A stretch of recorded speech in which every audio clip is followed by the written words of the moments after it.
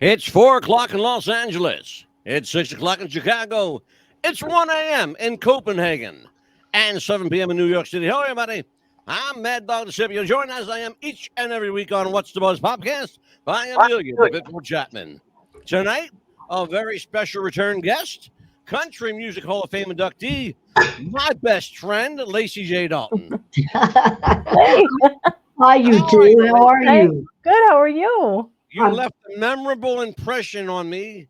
Yes, I've we never did. been called a lunatic by such a lovely person in my life. But I I appreciate- but I'll wager it's not the only time you've ever been called a lunatic. Oh, many times, my dear. Well, He can Many take it. times, absolutely. So we get to have you back. I'm thrilled. You don't Yes. even know. I Thank really you. am. I'm looking forward tonight to something a little different. We're going to have a conversation. mhm. It's just some question, but we're going to have a conversation. Let me Okay. introduce the world if they don't already know, please. This is Lacy J Dalton. She's my dear friend.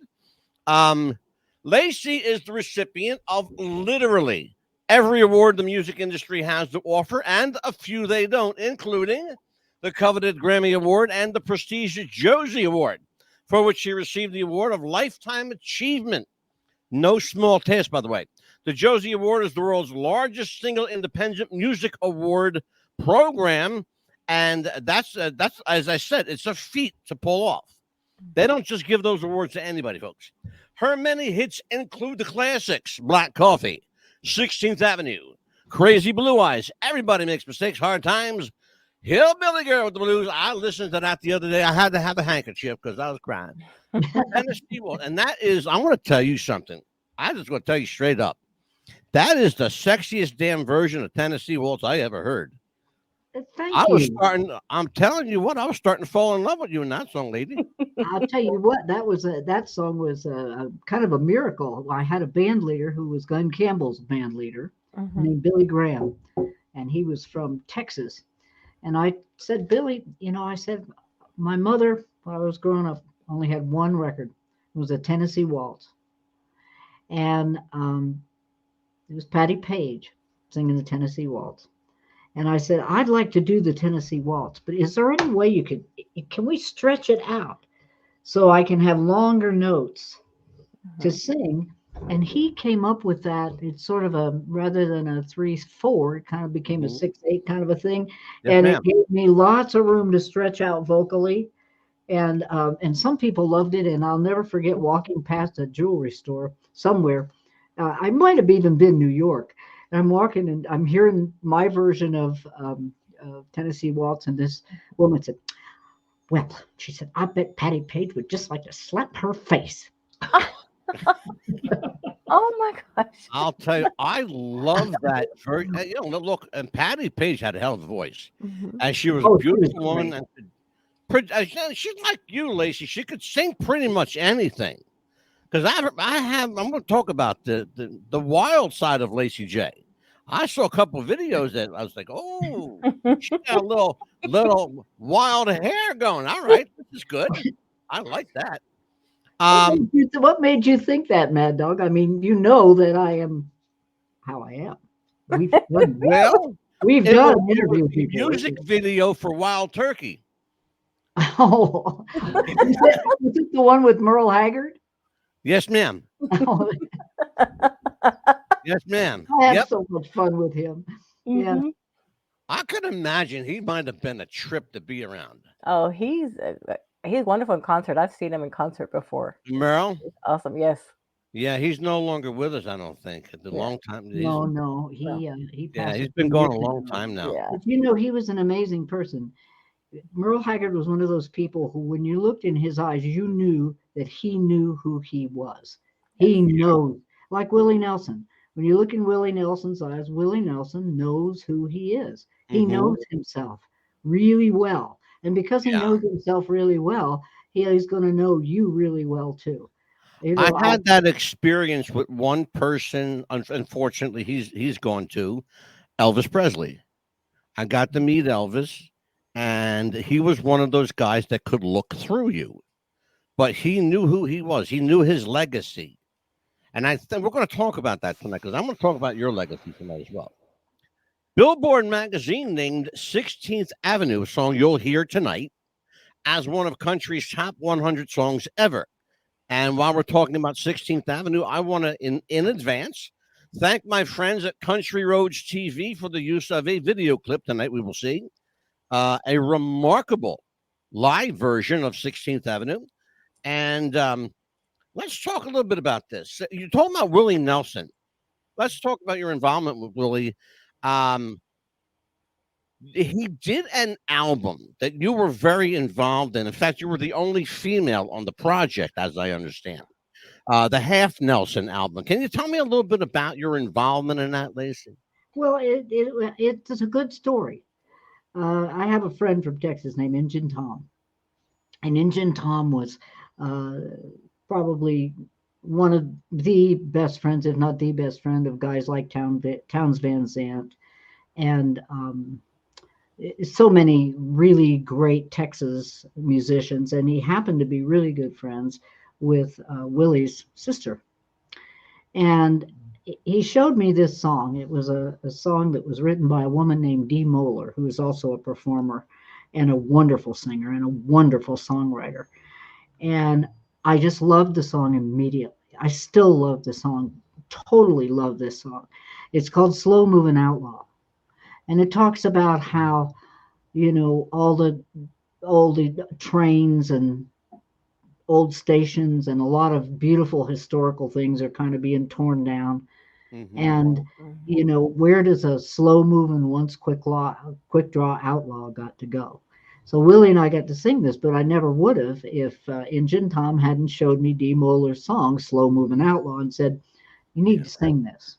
I said, oh? He showed it to me, and I said, oh. And he said, need to sing it with Willie. And I said, well, I opened shows for Willie, but we don't hang out that much. When I opened shows and shared the stage with a lot of these great outlaws, which I was proud, I was so happy that I was signed as an outlaw artist because I got to do something that a lot of us girls didn't get to do back then. Some of us did, but very few. To open for long periods of time for the likes of Merle Haggard and Willie Nelson and Hank Williams Jr. and so on. I even got to play the wife of David Allan Coe in a movie called Take This Job and Shove It. Mm-hmm. And that's okay. Yep. You can't get much more outlaw than that. Absolutely. So, the bottom line is, because I was signed that way, I got to be with the people who brought me back to country music. I was raised in it. And it was the Outlaws, Waylon Willie and the boys, that actually brought me back to country music. I had strayed from the flock. We'll talk about that tonight, Lacy. But about Willie and about this song, Injun Tom said, you need to do this song with Willie. And I said, well, you know, I don't bother the headliners. I don't ask them for stuff. They might have thought I was stuck up. I don't know. But everybody wants a piece of those people. Everybody wants their minute. They want to, grasp on and so on. And I just never wanted to do that. I just wanted to do it's maybe why I had such a long periods of time to work with them, because I didn't do that, but I didn't get to be like buddy. Mm-hmm. So I said, well, Tom, I don't know how to make that happen. I don't want to walk up to Willie and say, I want you to do this song with me. Everybody wants to do a song with Willie Nelson. Right. And he said, don't worry about it. And he went to Willie's sister, who was very dear to Willie, and she took the song, which had been written 20 years before for Willie, as he was finishing a record. He liked the song so much he gave it to Waylon, and Waylon cut it. But it wasn't a hit. Nobody heard it really much. I'd never heard it, and I really loved Waylon Jennings. Yeah. But Willie's sister went to Willie and presented the idea. And I happened to be in Nashville, and Willie happened to be in Nashville, and he agreed, and we cut the song, and I got to be the only woman on that Half Nelson record with such great talents, Ray Charles and George Jones, and Leon Russell and Carlos Santana. Oh, sure. It was really, probably, if I think about it, that was probably the high point of my whole career before I went independent, before I interesting. but it really wasn't. It still is. I had to get a platinum record for it. Hey, at first I had a gold record, but later on I was given a platinum record for it. And I just found out Dee Moeller didn't have she had the gold record, but she didn't have the platinum record. So she started inquiring, and now she has a platinum record for it too. There you go. So we're really pleased, and we really love our friend Injun Tom. He is he's a very special, very magical kind of person. I want you to know I'm on my best behavior tonight. I'm on my best behavior. I promised Amelia I would behave myself tonight, and I wouldn't warrant the word lunatic again. Let me talk. You can control him? A little bit. Yeah. I'd like to know how you do that. Amelia and my wife have this pact. I don't know. It's like this unwritten pact together. I want to talk to you about. You mentioned a couple of guys, Willie Nelson, Waylon Jennings. These guys translate very, very well to live audiences. But Waylon, for some reason, never translated all that well on record. He always sounded better live. I always felt, and I got the chance to see Waylon when he was still around. And it surprised me the level of energy in his show, given the fact that the same record you hear at home sounds like an entirely different guy singing. Walk me through the difference between the dynamics between the stage and the studio. How does that affect one's ability? I know it's a loaded question, I know, but you've been around long enough to probably know the answer. So I figured let's give it a shot. Well, there is when there is a live audience, that's why Austin City Limits was such a great show, because there was a live audience. Well, it was a perfect show. Absolutely. And it had a live audience of people who were really paying attention, really listening to you. When somebody's there, it's not just something you throw out into the world. Performing, when you really are a performer who cares about people, you want that circle. You want that communication that goes out from you. The audience receives it. They send that energy back to you. You send it back to them, and the energy begins to build that way. So I think that a lot of times a live performance does have a different energy. I like Waylon's records very much. I didn't have that same experience that you did, but if you'd seen him live and then I heard the records first and saw him live after, because he was down in Texas and I was up in Santa Cruz Mountains in California. And I was a long way away from Texas, and Santa Cruz is about as far from Texas as you can get spiritually. Spiritually, I mean, it's a whole different world. It sure hell is. Yes, it sure is. Amelia, questions for Lacy? Yeah, I know what you mean, because it's like a whole separate thing. But now that you're an independent artist, do you feel better being independent than from being with a record label? Yeah, I'm a lot broker. There's much money, but well, you know what? She's got to. There is. I'm going to interrupt you for just a moment. Let's talk about that dynamic. What is the difference financially between the independent / outlaw artist and the studio label? What's the difference? Well, it's a different planet. It's an entirely different astral plane. In the world of the business of music, music isn't really a business to me. I never could quite feel like it was just a business. It was the kind of thing that if I didn't get paid very much, I was a folk singer for 20 years before I ever got my record deal. Well, maybe not 20, but at least 17 or so.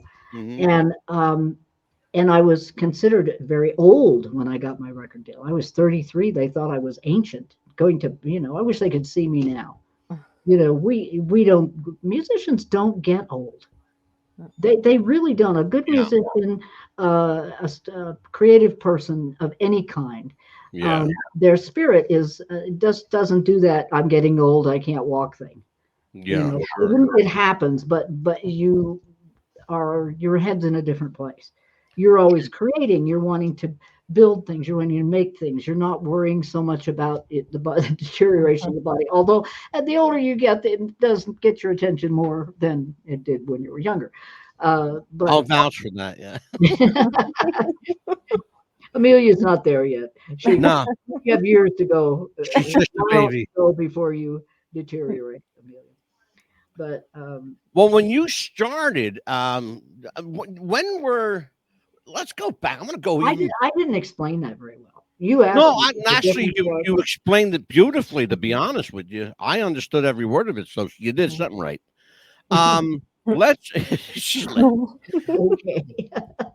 Let's talk a little bit about the beginnings. You come from, by all accounts, humble beginnings. Where was Lacy J Dalton born? Where did that come from? We know that you're not Lacy. I was never born. I'm part alien, so I was hatched. I'm with you on that one, baby. I was hatched in Bloomsburg, Pennsylvania. There you go. To a very normal people, good people. My mother was the daughter of farming people. And she was very bright. She was the valedictorian of her high school, and she was very athletic. She had by the time she was 18 years old, she had a Harley. And my father was the same thing. My father was an athlete. He was on his way to the Olympics, actually, as a gymnast, and he broke his ankle and before he could go. So he went into the army and was shot down in an airplane over Austria and ended up in a German prison camp for a year and a half. Jeez. And came back home to Bloomsburg, Pennsylvania. And I was born in 1946. So I was that baby that happened when mom and dad had missed each other a whole lot. Where did Lacy J Dalton come from?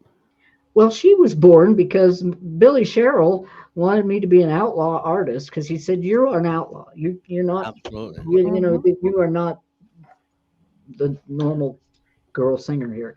Right. And you can't have a name." By that time, I had my birth name is Jill Lynne Byrem. Yeah. And I had married John Croston, so my name was Jill Lynne Croston, and I was widowed. Pretty young. I think I was 27 or something. Mm-hmm. And I had a little boy with John Croston, and his name is Adam. And then I married someone who worked with me named Aaron Anderson. So my name was Jill Lynne Anderson. Okay. So you can see why that might have been a problem and sure didn't sound like an outlaw at all. He said, sure. Go home. And I wanted to kill him, really. I loved Billy Sherrill. He was the best thing that ever happened in my life. But he was wonderful to me. But he said, I want you to go home and I want you to come back with an outlaw name. And we fought for like 3 weeks. I didn't want to change my name. What is wrong with Jill Anderson? What's wrong with Jill Croston? What's wrong with that name? Well, he said, nobody is ever going to remember that. And it doesn't sound outlaw. No, you change your name. And after 3 weeks of being in the hotel down there, talking to Billy through my manager or through someone else, not directly, because I didn't want to speak to him. Yeah. And I didn't want to speak to my manager either. So we had this thing going on. I realized, I thought, I bet you Billy Sherrill has probably written and sold more records than I ever thought of. Yeah. So maybe I better wise up. And maybe I better just relax. But it was a scary thing because I thought, well, first they're going to, change my name. Then I'm going to have to have a boob job. And then I'm going to have bleach blonde hair. And then pretty soon I'm going to look and sound and be like everybody else here. And I'm not. Mm-hmm. So, well, the boobs and the hair are fine. So don't worry about them. As you can see, hair is not my strong suit. But, And boobs, forget about boobs. But anyway, we pretend we have them. There you Right. go. We wear low-cut things to paint. Mhm. They're actually painted on. I love Anyway, this woman. anyway, I thought, okay, fine. My first guitar player's first ex-wife's name was Lacy B. Walker. And I thought, all right, I'm going to be Lacy B. Walker. Mhm. I thought that was a great name. And so I proudly took it into Billy Sherrill, and I said, all right, I got it. You win. I'm going to be Lacy B. Walker. And he said, no, you're not. He was kind of amazed. No, you're not. There are too many Walkers in the music business. Go back and find another last name. I like the Lacy. So my manager at the time insisted on me putting the J in for Jill, and I'm kind of glad he did. Because then I could still be Jill to everybody who'd known me for 36 years as Jill. Absolutely, of course. And so, and a lot of people still call me Jill. And I really come to just about anything you call me, particularly if there's food involved. You know, if dinner's ready, you can call me, hey, you. Sure. I'm there. I hear you, man. Anyway, I had a friend in Los Angeles when I went down there briefly well, it wasn't briefly. I was actually there for a few years. And I stayed there because my first husband had broken his neck down there in Laurel Canyon in a swimming pool accident. And I had to stay down there for a while near the Rancho Los Amigos, which is and the Long Beach Veterans Hospital, which were spinal cord experts. He was very badly injured. He could not move. He'd move his arms just a little bit, but nothing else, just his head. And he was in constant, very, very severe pain. It was really awful. He only lived about 3 years after that, and he was in such horrible pain a lot of the time. It was awful. Yeah. And I don't know where I was headed with this. Oh, I had been before, while I was living in Los Angeles, I had met my manager in Santa Cruz, California, and he was my husband. That was the husband who broke his neck.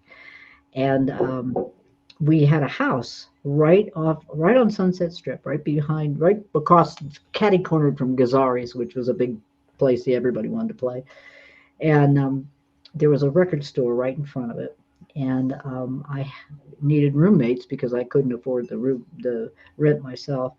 And a woman moved in by the name of Karen Dalton, who was a New York folk singer and really quite a wonderful singer. And they're doing a lot of documentaries, and people are very interested in her music. She didn't sound like anybody except Billie Holiday. She had this dry, sort of cornmeal, wonderful voice and incredible phrase. And she actually had helped Bob Dylan learn how to play guitar, and he mentions her in his book. So she's getting, but I took her name to honor her because I learned a lot. Beautiful. Yes. That is absolutely beautiful. J Dalton. I thought maybe it was something more, benign, like the Dalton Gang or. Well, that's why the Dalton worked, because of the Dalton Gang. And you have no idea how many Daltons have called me and said, I know your dad. Your dad and I were like this. Oh, really? That's going to come as a surprise in my dad. Lacy, tell me about you and I have a mutual friend, Stephen Plim. Okay. We're going to talk about him in a second. You were involved in a television pilot, I guess, about 5 years ago in Reno, Nevada. Right. I think Stephen was involved in that. He's right here. Actually, Stephen Plim is here. Well, I met Lacy 5 years ago in Reno, Nevada. We were doing a pilot TV show about our hero U.S. veterans. She's beautiful, pure, and class. Oh, right back at you. And Stephen, thank you. That's very nice. We were actually doing a thing. We were talking about, I have, for many years, I was the co-founder of a foundation, charitable foundation, to protect and preserve our wild horses. And that's been since about 2003. Yeah. And we have just in the last maybe 15 years realized that that equids, horses, all horses, but more especially horses that were not domesticated, Yeah. non-domestic horses, have a certain. The Indians used to say that the horses take our burdens. And I thought that meant that it carried their teepees and their pots and pans and blankets and from one place to Yeah. another. That is not what it meant. They don't mean that when they say that. Yeah. What they mean is that a horse, and I've heard this said by all the cowboys, the outside of a horse is good for the inside of a man. And what that means is there's something that happens between horses, and it happens with other animals too, but with horses, they actually have an ability with people with PTSD, with post-traumatic stress syndrome. Yes, They ma'am. actually have a way of absorbing.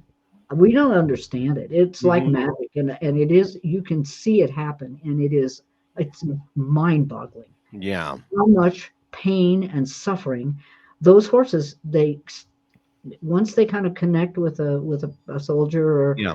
policeman or woman who's had PTSD, and they kind of form a bond, something happens. They sort of absorb emotion, Yeah. the traumatic emotion, Yeah. and then they go over like they're shaking off water and shake it. They shake. Hmm. They don't carry it, but It's a remarkable thing. I know what you're talking about, Ashley. Let me I want to do something here, and this is important to me. It's very important to me because I've seen a lot of horses killed in front of me. My father, for many, many years before he bought a chain of restaurants, he's deceased now, but my father was in the racetrack business, and I saw a lot of horses die on the track. Let me read this. This is a quote from Lacy J Dalton. The new year will find me attempting to view the restoration of horse slaughter for human consumption in some sort of light that will keep my head from exploding. Our wonderful vet here said, quote, at least they won't be going to Mexico as much, where slaughter methods are unspeakable, unquote. I was moved to write a song, which we'll soon share with you on YouTube. But for now, here is an opening line. Quote, ode to Slaughterhouse Sue and the butchering crew. Can you tell me about this? I know you began to talk about this. I want to expand on this. It's important to me as well. Well, it's funny that you should bring this up because it's being brought up again right now. There was a woman who was she was in the Republican House of Representatives, I believe. I want to say in Wyoming or Montana, I can't remember. But she had this wonderful brainstorm to allow slaughter, of horses for meat on Indian reservations. And to me, that was absolute anathema. The old people, so some of the young Indian people don't have a problem with it.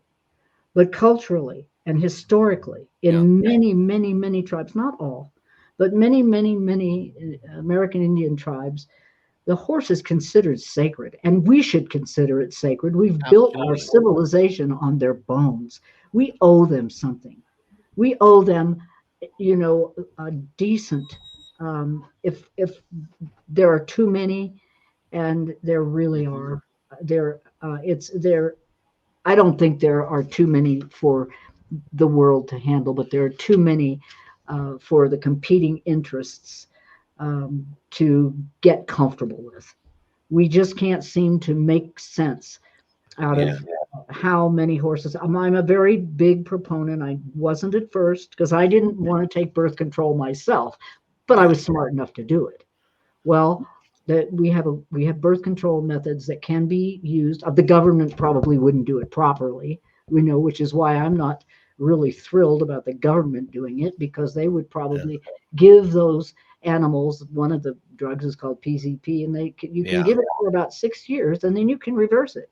You can allow that animal to have a baby. Sure. And it can have a healthy baby. But if you go on longer than that, you just simply sterilize them. You simply, do what the government has always said it doesn't want to do, but is always trying to eliminate them all. Yeah. If we want to ever have them for our children and our children's children, we have got to be sensible enough to find a way. My co-founder of Let 'Em Run, Carolyn Cardinelli, told me something in the very beginning that makes so much sense to me, and I've tried and tried to make it happen. She said, you know, the only way we can really save a huge number of these horses is to have sanctuaries, all, you know, very, very generous ones with many, many thousands of acres, or, you know, at least several thousand acres, and you know, allow the public to interact with these animals in a non-invasive way, see them, photograph them, ride out and look at them, you know, not invasively, not disturb them, but have places, and there could be different themes. There could be different, you know, themes for these wonderful sanctuaries where people go and see wild horses. There's something about a wild horse that will stir almost every person, you know, if they're not somebody who wants is competing, you know, they're couple are competing for the grass, or the land needs to be mined and horses are in the way, or they need to build some kind of something that's going to keep the horses away from the water. Most human beings, 80% of the people in the United States want to save they want to preserve and protect the wild horses. And they made that perfectly clear in 1971. There were more letters to Congress in 1971 to protect and preserve the wild horses than there have ever been, except for the Vietnam War. It begs the question, however, especially now, why are not more people aware of this? People don't know what to do. People love the horses. People don't know what to do, and the government they placate. They'll do things like, oh, we're going to try some birth control over here, or we're going to put these horses on a really nice holding area and pay some guy a lot of money to keep them on some land. First of all, Lacy J, when it comes to the government, don't count on the government to do anything right, because they don't. They know how to procrastinate and spend money. That's all they do really well. They waste time and they waste money. However, I got to say, you know, I was never going to take my Social Security check. I was never going to take that. I was going to leave it in the pot for other people. I am so glad for Social Security. They do that right. There are things our government does right, and it can do things right. But we have to have leaders that are more interested in the good of the people than they are in their powerful positions and their money and their influence. You know, people need to grow some backbones. They need to care about their constituents. I don't see that anywhere. I see that. I don't see that much at all. And even the ones who do care, the minute they get to Washington, something happens, and it becomes more important for them to be important than it does for them to be doing the will of their constituents. And their constituents don't really know how to react to that. We aren't really trained, and we're so busy. Most people are so busy just trying to keep food on the table and trying to keep their lives in order. You know, they don't look deeply into politics. And if they do, they may be getting their information from a very polluted source that is absolutely not trustworthy, and most of them aren't. And, you know, where do you get the truth? Well, not from the people who say they're giving you the truth, because a lot of times words are wind. Words are wind. I'm about to write a song called "If You Can't Walk Your Talk, Don't Talk to Me." Yeah, exactly. If you can't walk your talk, don't walk with me. I don't have time for that. I really don't. I don't think any of us do. It's time for us to learn how. It's time for us to learn how to be true to ourselves and to other people, and, you know, tell people the truth even when it's hard. You know, it's not easy to tell people the truth. It's not easy to say, but you can be kind about it. You know, you can be kind. Absolutely. I think my father used to say, it's nice to be important, but it's more important to be nice. Lacy J, I'm up against a hard break. That's your mama? Your mama? My father used to say that. It's nice to be important, but it's more important to be nice. Wow. Yeah. Wow.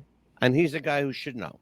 I am up against a hard break, Lacy J Dalton. We will be right back after this word from our sponsors. Jess wanted to start a business when something surprising happened. Today, I'm going to teach you how to crochet. She started crocheting, like a lot. And her friends noticed. Jess, you need to sell those. So she signed up for Shopify and started building her business. Yes, I love that. And after a lot of hard work, this happened.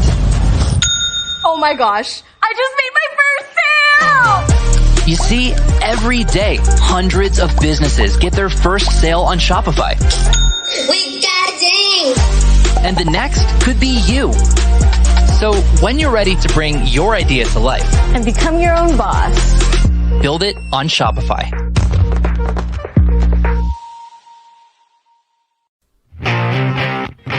Do you have sweaty balls or volleyball netty balls?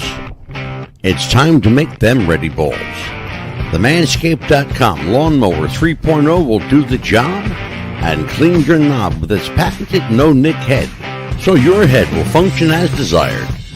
Enter promo code Wrestling Future for a generous 20% discount. That's enter Wrestling Future for a 20% discount. Manscaped.com and Wrestling with the Future, going balls to the walls with Manscaped.com and the Lawnmower 3.0. Your balls will thank you, and so will we.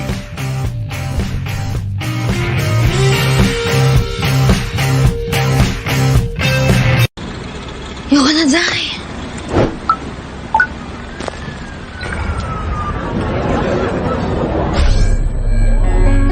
Ngayon na, pre. Kaya siguro lagi nakatingin. Kasi yun na lamang ang magagawa. Inaabangan ako na mawala. Kaso lang ang malala. Nadapa, kakatingala. Game? Sa kapunta to the moon. Road trip. Vroom vroom. Skr skr. Zoom zoom. No time, better up, I can help. Let's not let me get ahead of myself. With your bone mouth, tell me you don't wanna get shot. Why so silly, get the lotto intel. Why still with me, I'm bothered.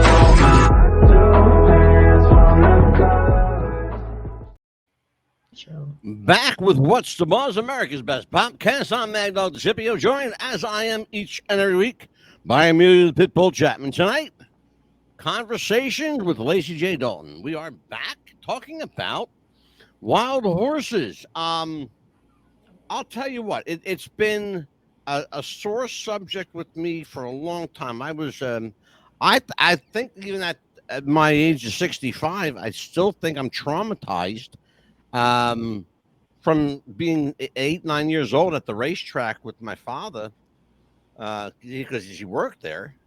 Thankfully, he got out. But I really believe I'm still traumatized from seeing horses getting shot on a racetrack. Yeah, apparently, see, for people who don't understand what I'm talking about, a horse is no good to an owner or anyone else. If it breaks its leg or its Achilles heel, it can't run anymore. So what they do is they kill them. They kill them in front of everyone on the track, and they put a noose around their neck and drag them off the track. It sounds gruesome, but that's what they do. Do they still do that? They still do that. Absolutely. Talk about bad for business. It's horrific. It's absolutely horrific. Yeah, they still do it, and people still put up with it.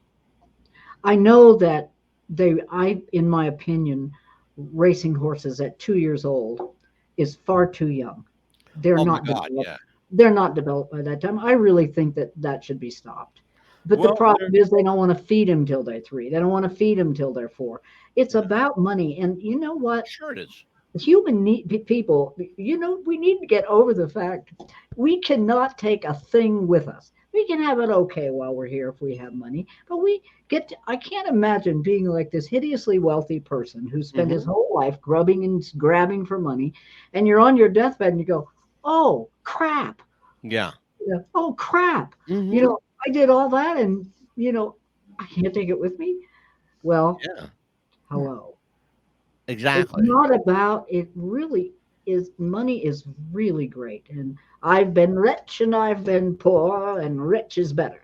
But the bottom line is, it is not the end of the world. It's not what makes life alive. It's and cruelty to animals. I have a feeling that and I know a lot of people. My grandmother did not like dogs. My grandmother was the most loving person in the whole world, but she didn't like dogs. I think dogs are the best people on earth, quite frankly. I mean, absolutely do. You'll never get an argument here. Yeah. I live on the 6-dog ranch. I only have 3 now, thank God. But I've had as many as 12. And I really love animals. I like being around animals. I think I like being close to the earth. I think a lot of people's feet never touch the earth. They walk on concrete and asphalt their entire lives. Yeah. They're not in touch with the living elemental energies of the earth. And I think when we get out of touch with that, maybe all we do want to do is make a lot of money and influence a lot of people and be powerful and all that stuff. But it seems to me, not here, you know. And on your deathbed, you know, there you are. Okay, that was nice. There must be more. Well, I'll tell you what, there is more. You're talking to a city kid that lived in Tennessee for 15 years, and it was a learning experience. It was a very interesting learning curve for sure. I learned that. I can't imagine. No, honestly, I did. I lived in Knoxville, and I lived in a place called Cookville, Tennessee. Okay, we know these places. Yep, I lived and for a short time I lived in a place called Rockwood.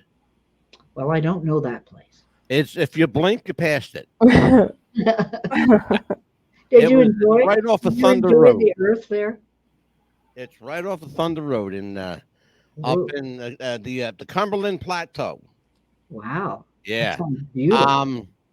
But I digress. I say that to tell you that it was an education in that I learned to appreciate this newfound music, interesting kind of music called country, and a place to go listen to country called the Grand Ole Opry. Yes. And I discovered this place called the Grand Ole Opry. It wasn't at the Ryman. It was the new place in Donaldson, Tennessee.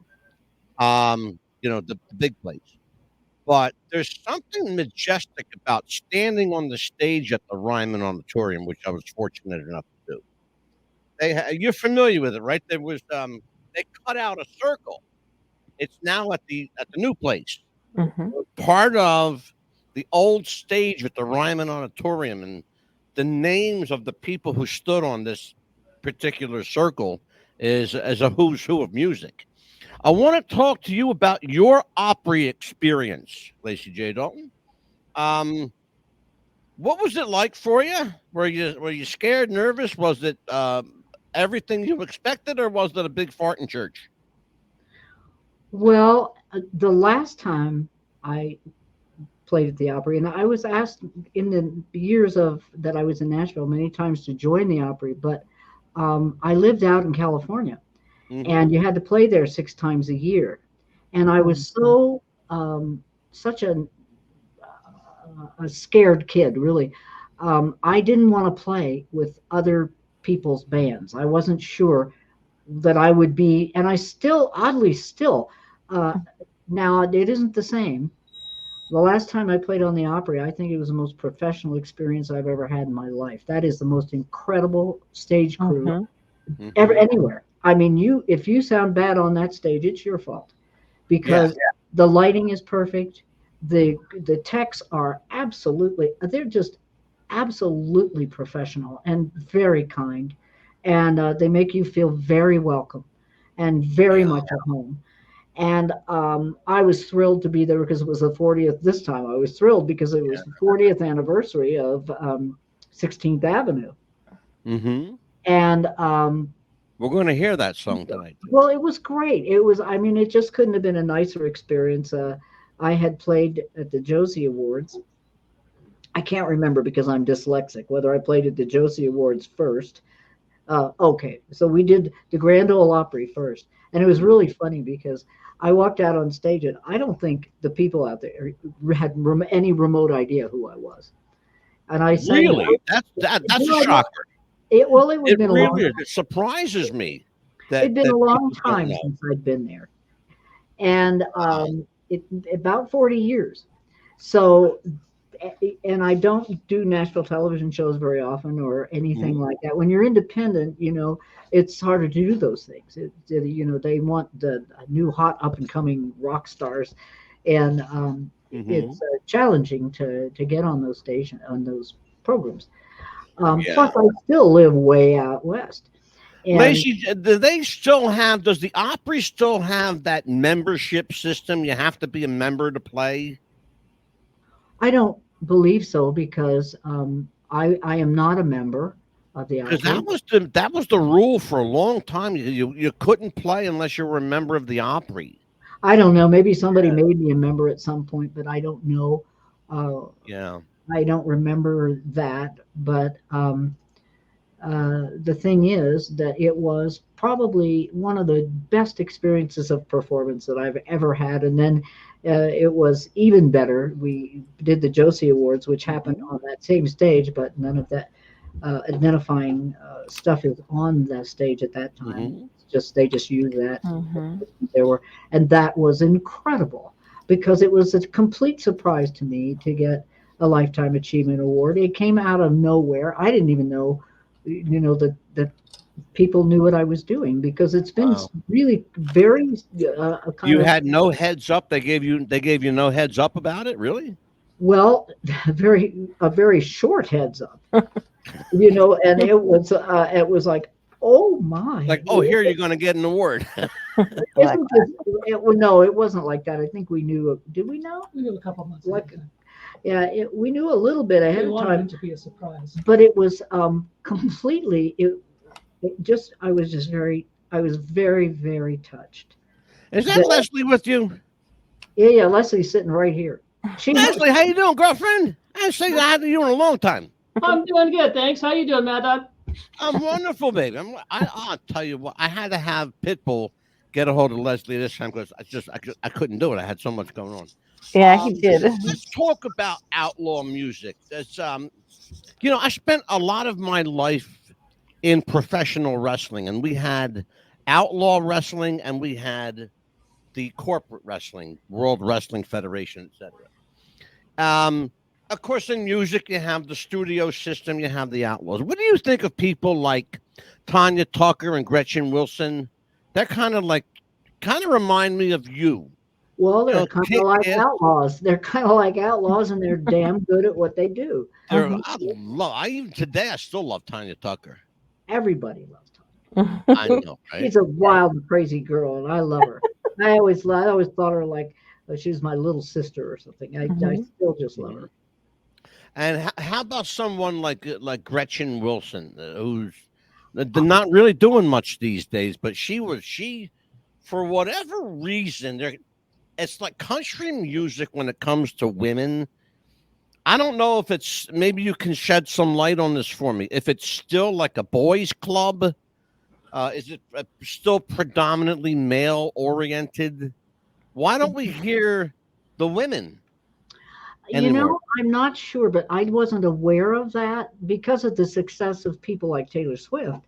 I was not aware of that, but one of the DJs I was talking to not long ago said, "Oh no, there are. It's 1 in 10." But I don't know if that's accurate, but that's what he told me, and I was so shocked because, look at the Grammys. The women won everything in the Grammys. I think I think that women. I think it still is kind of a boys' club in Nashville. It always was. And the world is kind of a boys' club. If you think about it, it really is. We get, less money for doing the same work and raising. Yeah, unfortunately, that's true. It's a strange thing. I heard this years ago. The more things change, the more they stay the same. It's a strange thing, but you know what? History does repeat itself, and on a continual basis. Let's talk about the Grammys. I was not impressed. You may as well have called it the Taylor Swift show. I don't like Taylor Swift. She does not impress me. I think she's a spoiled brat. I think she expected everything last night, and I'm not a fan at all. what she did last night to Celine Dion was reprehensible, and she should be bitch slapped for it. Pardon my French. What did you think she did? I thought she was disrespectful and ignored a woman that clearly paved the way for her, and she didn't acknowledge her in any way, shape, or form. Snatched the award out of her hand like it was owed to her, with no gratitude to this woman who, as I said, I believe she paved the way for people like Taylor. I don't know Taylor personally, but I did meet her. Mm-hmm. And I actually thought she was one of the most respectful and kind and loving persons I ever met. And I'm sure she is that way in person. You know, when you get all full of adrenaline, you're doing a great big show like that, you can do some of the dumbest things. You don't mean to do it. I mean, it's going to happen. She's very young, and she's had all this success all at once. I can't tell you what kind of pressure that is. You know, you go up so fast. Well, it happened for me, and I got where I thought I wanted to be, and I thought, oh, this is hideous. Everybody taking a chunk of you, and everybody it's like, you know, I don't have the bandwidth. And I think it's a rare human who really does have the bandwidth. You know who does it well, better than just about anybody, is Dolly. She just does it. She is just as real as she can be. And she does it up and walking well. But my opinion of Taylor Swift is that she is a very young, very loving. I mean, she does a lot of stuff that people don't hear about, like sending millions of dollars of food to people who need it, and she does a lot of good stuff. My wife actually told me that last night. I was surprised to hear that, to be honest. I think you should look into some of that, because, and please forgive us. Please forgive us performers when we're on stage and we do something incredibly stupid or that seems cruel, and sometimes people mean it, but a lot of times they don't. We're just like, well, apparently so much energy and so much going on. Sometimes you get stunned. You know, you don't. Human beings aren't meant for that kind of attention. It's hard. It's hard for anybody to have that kind of attention. I'll tell you what, the news media has been bashing her crazy today. Amelia, I'm sure you'll attest to that. Oh yes. Questions? Go ahead, Mil. Well, because of the Super Bowl thing, but I had a question for you back with a performance when Dolly Parton had her birthday tribute show on the Grand Ole Opry. Ellie King came out very smashed and was effing this, effing that. What would you say to somebody like that? I know the Grand Ole Opry, all they could do is apologize, but get the F off the stage. They paid $300. You know, having done that, been somewhat that way myself. All I can say is, you know, substances combined with adrenaline is just not a real good thing, not for any of us. And, you know, eventually most of us grow out of it. You either grow out of it or you probably die. But I forgive a lot of behaviors in people who do what I do, because we do what we do because we apparently need attention. Right. And then when we get a lot of attention, we don't always know how to manage it. And there's nobody to tell you that. You just have to learn. I used to say there are a lot, pardon me, but I'm going to be blue here, and you're going to have to edit this. You know, there are a lot of young. We're live, sister. I got news for you. Well, there are a lot of young assholes on the road, but there aren't very many old ones. And if there are old ones, they're really that way. I went on the road for a year and a half with a rock band. Okay. Oh. You'll never see a bigger bunch of assholes than rock stars. Okay. They just are what they are. I want to play. It is a lot of substance abuse, a lot of times, and Igor Tripper rides again. Yeah. Let's talk about this. I have compassion for all performers, because the road is something that you can only know by. Well, you know, did you know that stuff until you got out there? You don't know that what goes on until you're out there and absolutely, you know, you're immersed in it, and it's like, oh my God, you know. Yeah, and I know Stephen Plim. Oh, dear. Lacy, 16th Avenue was named by Billboard magazine as one of country's top 100 songs ever. We're going to hear that song in just a minute, but I want to know the story behind it. Where did it come from? What inspired it? Give me the skinny on it. Well, let me start by saying I wish that I had written 16th Avenue. Okay. But it was written by my dear friend Tom Schuyler.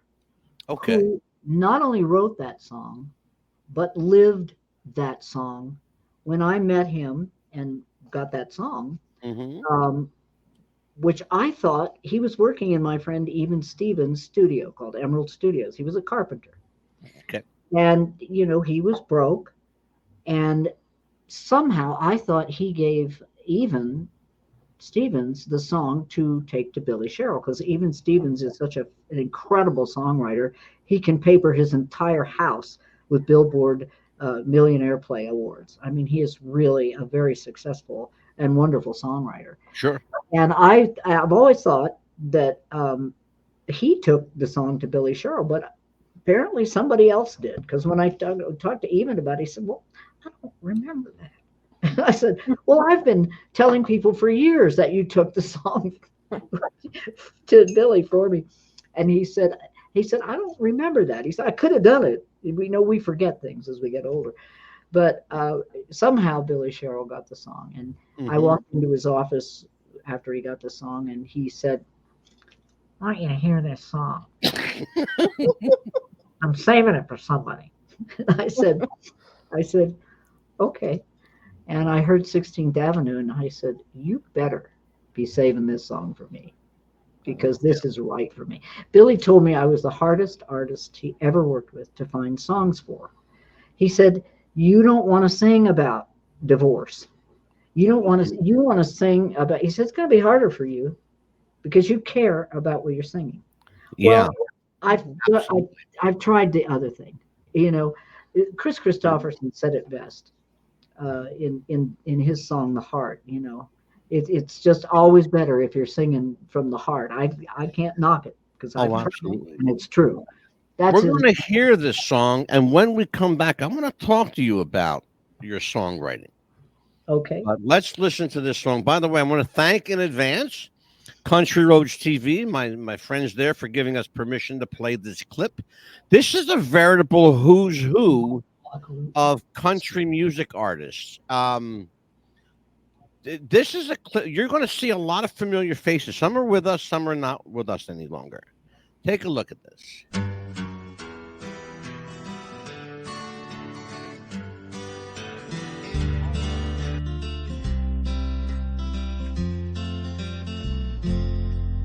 From the corners of the country, from the cities and the farms, with the years and years of living tucked up underneath their arms, they walk away from everything just to see a dream come true. So God bless the boys who make the noise on 16th Avenue. With $1 million spirit and an old flat-top guitar, they drive to town with all they own in a $100 car. 'Cause one time someone told them about a friend of a friend they knew, who owns, you know, a studio on 16th Avenue. Now some are born to money, they've never had to say survive, and others swing a 9-pound hammer just to stay alive. There's cowboys, drunks, and Christians, mostly white and black and blue. They've all dialed a phone, collect a home from 16th Avenue.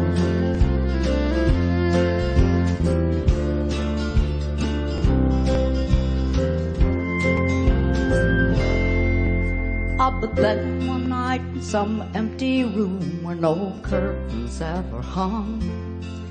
Like a miracle, some golden words rolled off of someone's tongue. And after years of being nothing, they're all looking right at you. And then for a while you go in style on 16th Avenue. Oh, it looks so uneventful, so quiet and discreet. But a lot of lives were changed down on that little one-way street. They walk away from everything just to see a dream come true. So God bless the boys who made the noise on 16th Avenue. And God bless all the girls who make the noise down on 16th Avenue.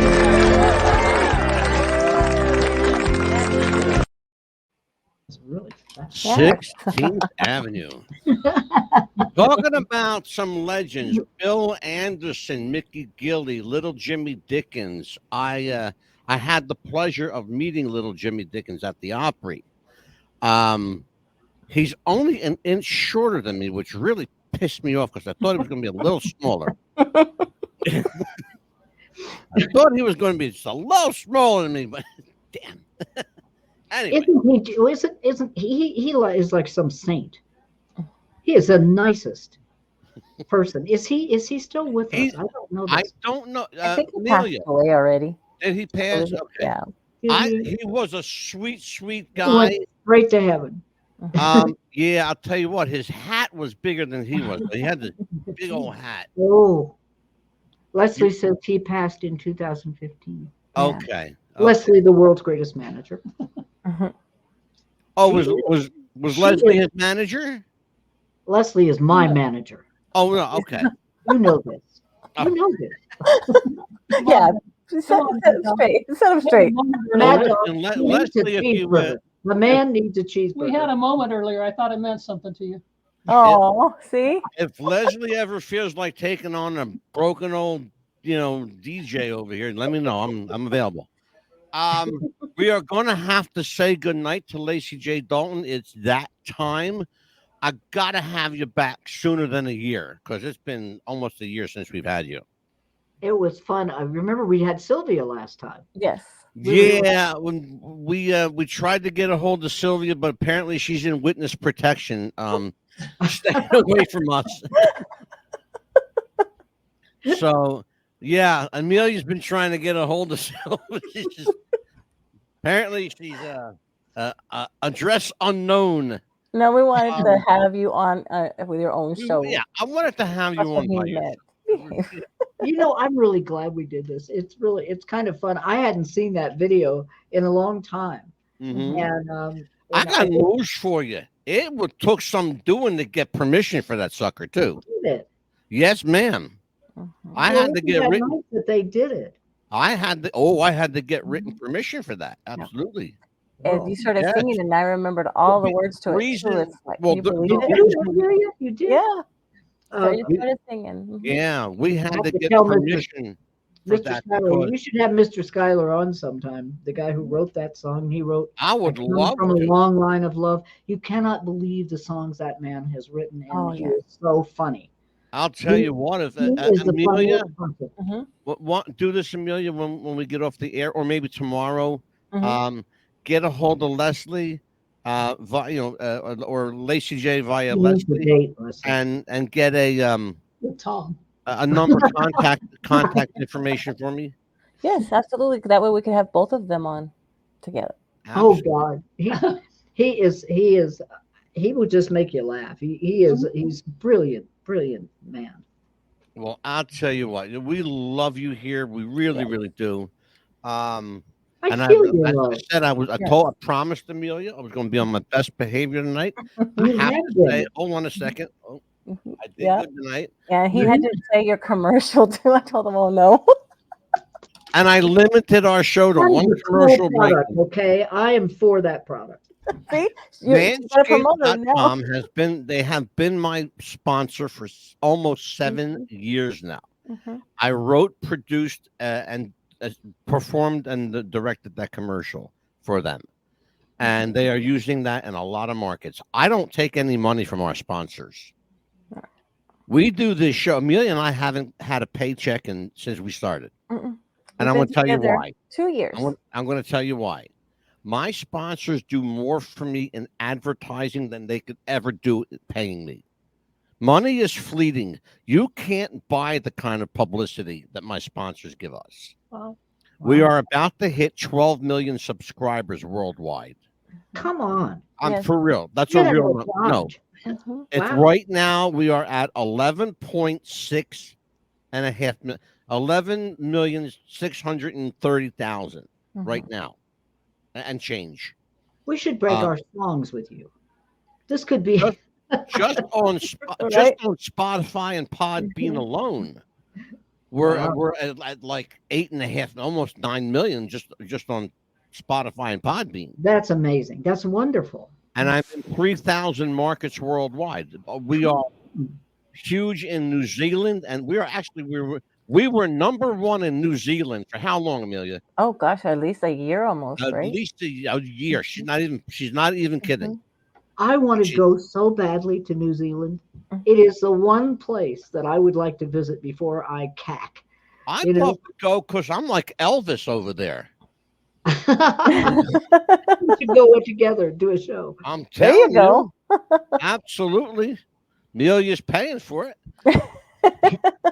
Amelia, I had no idea you were independently wealthy. I know, right? He pays me that much. Does your husband know?